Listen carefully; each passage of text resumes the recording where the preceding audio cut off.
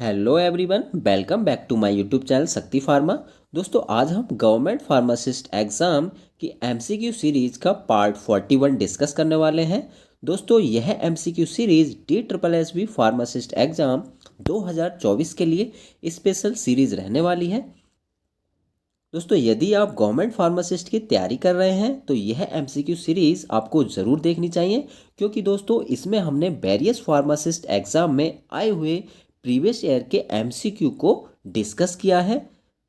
तो दोस्तों, यह एमसीक्यू सीरीज़ आपके DSSB फार्मासिस्ट एग्ज़ाम के पॉइंट ऑफ व्यू से मोस्ट इम्पोर्टेंट रहने वाली है। तो दोस्तों, प्लीज़ इसको लास्ट तक ज़रूर देखें। दोस्तों, यदि आपने अभी तक हमारा चैनल सब्सक्राइब नहीं किया है तो प्लीज़ चैनल को सब्सक्राइब कीजिएगा और वीडियो को अंत तक ज़रूर देखिएगा। चलिए दोस्तों, अब हम शुरू करते हैं एमसीक्यू सीरीज़ का पार्ट 41 विद हिंदी एक्सप्लेनेशन। दोस्तों, आज की क्लास में हम 10 मोस्ट इम्पोर्टेंट एमसीक्यू डिस्कस करने वाले हैं दोस्तों, विद ऑप्शंस एक्सप्लेनेशन के साथ। चलिए दोस्तों, अब हम क्वेश्चन नंबर 401 देखते हैं। A decrease in WBC count indicates. तो बताइएगा दोस्तों, जो यानी वाइट ब्लड सेल्स का काउंट डिक्रीज हो जाता है तो ये क्या इंडिकेट्स करता है, ये आप बताइएगा। ठीक है, तो ऑप्शन ए है हमारा एनीमिया, बी है बोन मैरो डिप्रेशन, या सी आयरन डेफिशिएंसी, या डी है वायरल इन्फेक्शन। तो हमारा दोस्तों जो करेक्ट आंसर होगा ऑप्शन बी होगा, यानी बोन मैरो डिप्रेशन। तो याद रखिएगा दोस्तों, यानी वाइट ब्लड काउंट जो होता है जब डिक्रीज होता है तो ये इंडिकेट्स करता है आपके बोन मैरो डिप्रेशन को। ठीक है, याद रखिएगा। अच्छा, ये बताइएगा दोस्तों, जो WBC यानी वाइट ब्लड सेल्स का जो काउंट होता है नॉर्मली वो कितना होता है। तो नोट कर लीजिएगा दोस्तों, इसका जो नॉर्मल काउंट होता है WBC का कितना होता है, ये होता है आपका नोट कर लीजिएगा, ये होता है आपका 4500 से कितना होता है 11,000। ये आप नोट कर लीजिएगा। ठीक है, नोट कर लीजिएगा, यानी 4500 से 11,000 पर माइक्रोलीटर। ठीक है, पर ml। ये आप नोट इसको कर लीजिएगा, इम्पोर्टेंट है। ठीक है। अच्छा दोस्तों, ये बताइएगा, जो आपका क्या होता है एनीमिया में, क्या होता है ये बताइएगा आप। तो दोस्तों याद रखिएगा, एनीमिया में क्या होता है, low levels of H B का लेवल इसमें क्या होता है, डिक्रीज हो जाता है। ठीक है, तो हम इसको क्या कहते हैं, एनीमिया। ठीक है, यानी हीमोग्लोबिन का लेवल जो है वो कम हो जाता है तो हम उसको एनीमिया कहते हैं। अच्छा दोस्तों, ये बताइएगा, जो नॉर्मल मेल एंड फीमेल में, ठीक है, मेल एंड फीमेल में जो हीमो एचबी की जो नॉर्मल मात्रा होती है वो क्या होती है, ये आप हमें कमेंट करिएगा। ठीक है। अच्छा, ये बताइएगा दोस्तों, जो डेली इनटेक ऑफ आयरन कितना होता है, यानी डेली आयरन की रिक्वायरमेंट कितनी होती है, ये बताइएगा आप। तो ये भी दोस्तों आप याद रख लीजिएगा, नियर अबाउट आपकी जो आयरन का इनटेक होता है डेली, वो 8 mg पर डे होता है। ठीक है, कितना होता है, 8 मिलीग्राम पर डे। ये भी आप नोट कर लीजिएगा। ठीक है, चलिए अब हम नेक्स्ट क्वेश्चन की ओर चलते हैं। Question number 402, the end product of glycolysis in the absence of oxygen is. तो बताइएगा दोस्तों, जो ग्लाइकोलाइसिस का एंड प्रोडक्ट क्या होता है ऑक्सीजन की अब्सेंस में, बताइएगा। तो ऑप्शन ए है वाटर, बी पायरुवेट है, C carbon dioxide, and D lactate. तो आपका जो करेक्ट आंसर होगा ऑप्शन डी, यानी लैक्टेट इज करेक्ट आंसर। अच्छा दोस्तों, आप ये बताइएगा, वाटर यानी जल का केमिकल फॉर्मूला क्या होता है। तो दोस्तों ये भी आपको पता होना चाहिए। वाटर का जो केमिकल फॉर्मूला होता है दोस्तों H2O होता है। ठीक है, ये नॉर्मल सी बात है, आपको पता होना चाहिए। और कार्बन डाइऑक्साइड का केमिकल फॉर्मूला क्या होता है, इसका होता है CO2। ठीक है, तो याद रखिएगा, ये नॉर्मल से क्वेश्चन है। अच्छा चलिए नेक्स्ट क्वेश्चन की ओर चलते हैं अब हम। क्वेश्चन नंबर है 403, the lipids are transported throughout the body as. तो बताइएगा, जो दोस्तों लिपिड्स होते हैं वो बॉडी में ट्रांसपोर्टेड होते हैं, कैसे ट्रांसपोर्ट होते हैं, किसके रूप में होते हैं। ठीक है, तो ऑप्शन ए है glycolipid, B lipoprotein, C phospholipid, and D amino acid. तो हमारा जो करेक्ट आंसर रहेगा ऑप्शन बी, यानी लिपोप्रोटीन। ठीक है, लिपोप्रोटीन इज करेक्ट आंसर। तो याद रखिएगा, the lipids are transported throughout the body as lipoprotein. Got it. अच्छा, ये बताएगा दोस्तों, जो ग्लाइकोलिपिड होता है, ठीक है, इसका क्या काम होता है? तो ग्लाइकोलिपिड का काम होता है दोस्तों to maintain the stability of the cell membrane. ठीक है, सेल मेम्ब्रेन की स्टेबिलिटी को मेंटेन रखता है ये। ठीक है, गॉट इट। और फॉस्फोलिपिड का काम क्या होता है दोस्तों? Phospholipid is to act as a barrier in the cell. ठीक है, फॉस्फोलिपिड क्या है? ये सेल के बैरियर के रूप में आपका एक्ट करता है। Got it. और दोस्तों ये तो आपको पता ही है अमीनो एसिड्स के बारे में। ठीक है, तो proteins are made up of amino acids. तो जो प्रोटीन होता है आपका वो अमीनो एसिड से मिलके बनता है, ये आपको पता होना चाहिए। ठीक है, ठीक। अच्छा ये बताइएगा जो अमीनो एसिड्स होते हैं दोस्तों ये कितने टाइप्स के होते हैं, ये आप हमें कमेंट करिएगा। Amino acids, type of amino acids. चलिए अब हम नेक्स्ट क्वेश्चन की ओर बढ़ते हैं। क्वेश्चन नंबर है 404। The main protein of the connective tissue is. तो बताइएगा दोस्तों कनेक्टिव टिश्यू की मेन प्रोटीन कौन सी होती है? मायोसिन होती है, कोलाजन होती है, केराटिन होती है या फिर मेलानिन होती है? तो आपका जो करेक्ट आंसर रहेगा दोस्तों ऑप्शन ए यानी मायोसिन। ठीक है, तो याद रखिएगा कनेक्टिव टिश्यू की मेन प्रोटीन होती है मायोसिन। Got it. अच्छा कोलाजिन के बारे में आप बताइएगा कुछ। तो दोस्तों कोलाजिन भी एक प्रकार की प्रोटीन है। It provides structural support to the tissue. ये क्या करती है कोलाजिन? ये स्ट्रक्चरल सपोर्ट देती है आपकी किसको? टिश्यू को। ये आप नोट कर लीजिएगा, स्ट्रक्चरल सपोर्ट करती है ये।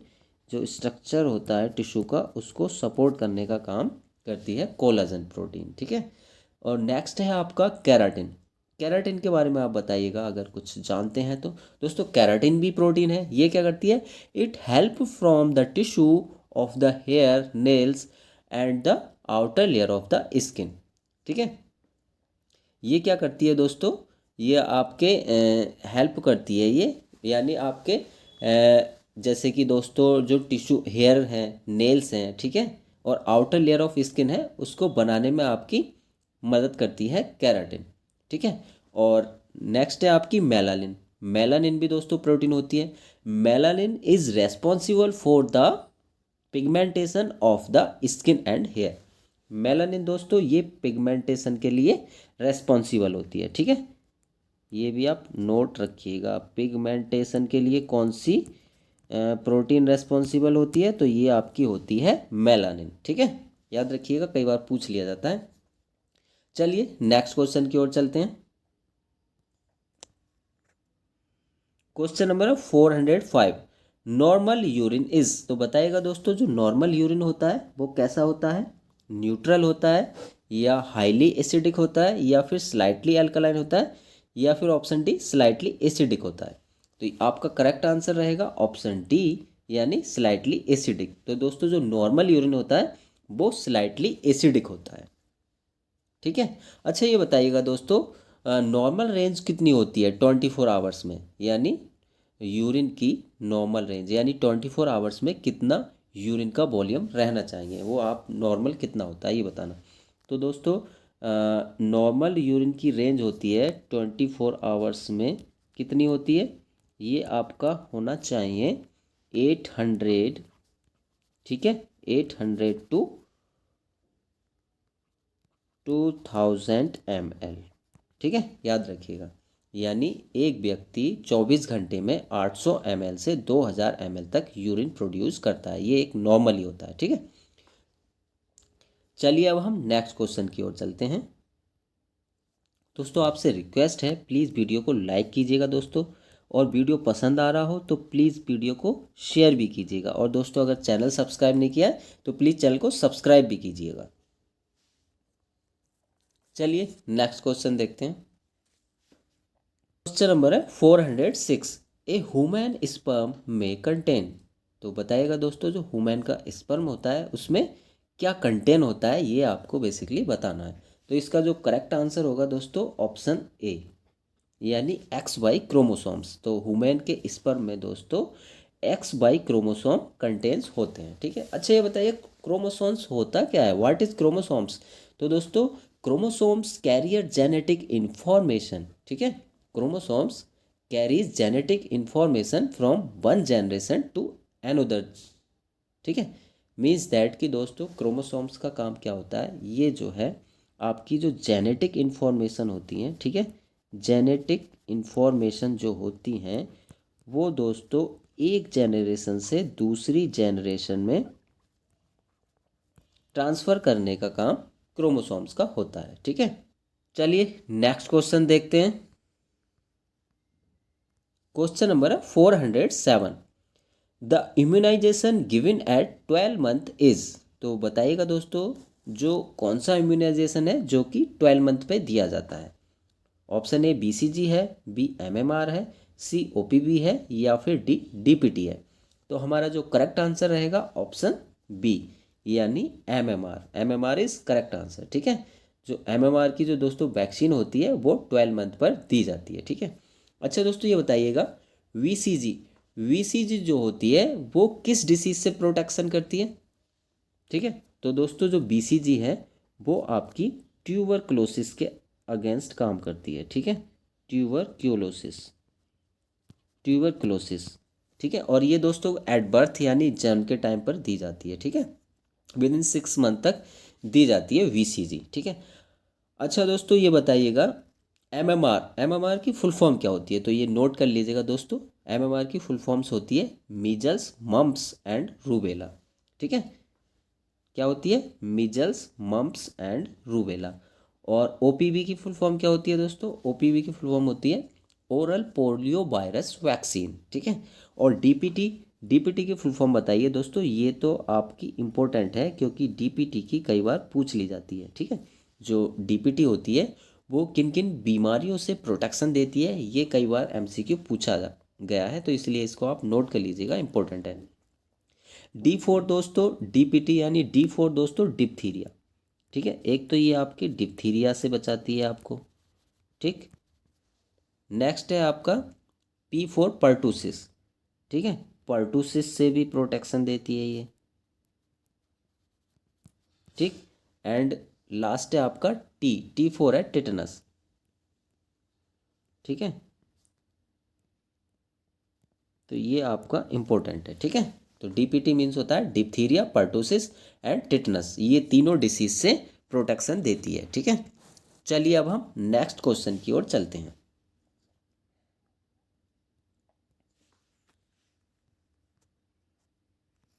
क्वेश्चन नंबर है 408। The national filaria control programme was launched in. तो बताइएगा दोस्तों जो नेशनल फाइलेरिया कंट्रोल प्रोग्राम था वो कब लॉन्च हुआ था, ये आपको बताना है।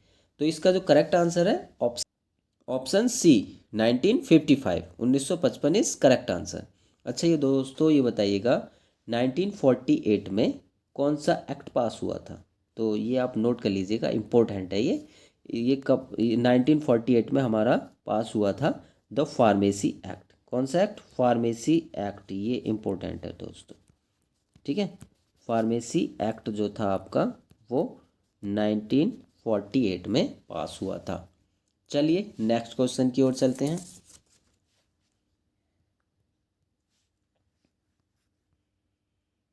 क्वेश्चन नंबर है 409। विस्कोडिल इज ए। बताइएगा विस्कोडिल क्या है, परगेटिव है, इरिटेंट लेक्सेटिव है या सी कार्मिनेटिव है एंड डी एनाल्जेसिक है। तो हमारा करेक्ट आंसर रहेगा ऑप्शन बी यानी इरिटेंट लेक्सेटिव। तो जो विस्कोडिल है दोस्तों वो इरिटेंट लेक्सेटिव के रूप में काम करती है। अच्छा ये बताइएगा दोस्तों परगेटिव क्या होता है। तो दोस्तों नोट कर लीजिएगा, देखो लेक्सेटिव परगेटिव्स आर सब्सटेंस हैं that loosen stools and increase bowel movements, ठीक है। तो दोस्तों लेक्सेटिव और परगेटिव ऐसे सब्सटेंस होते हैं जो कि आपके स्टूल्स को लूज करते हैं और बाउल मूवमेंट को इंक्रीज करते हैं। Got it. अच्छा कार्मिनेटिव बताइए क्या होता है। तो दोस्तों carminative is a drug that relieves gas from the digestive tract.